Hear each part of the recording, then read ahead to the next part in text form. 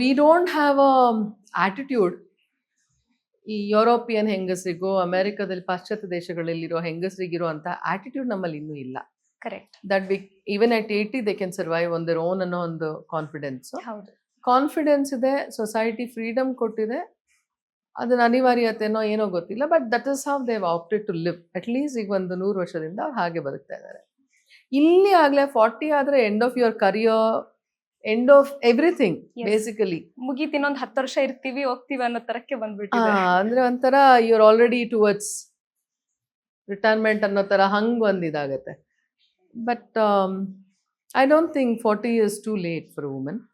ಅದನ್ನೆಲ್ಲ ಅಂಶದಲ್ಲಿ ಇಟ್ಕೊಂಡೆ ನಮ್ಮ ಕಾನೂನಲ್ಲಿ ಇವಾಗ ನಮಗೆ ವಯೋಮಿತಿಯನ್ನು ಕೊಟ್ಟಿರುವಂಥದ್ದು. ಅಂದರೆ IVF ಇದರಲ್ಲಿ ನಾವೇನಾದರೂ ಮಾಡ್ಕೊಳ್ಬೇಕು ಕೃತಕ ಗರ್ಭಧಾರಣೆ ಅಂದರೆ ವಯೋಮಿತಿ ಕೊಟ್ಟಿರುವಂಥದ್ದು 40ರಿಂದ 50 ವರ್ಷದ ತನಕ ಕೊಟ್ಟಿದ್ದಾರೆ ಈಗ. ಓಕೆ.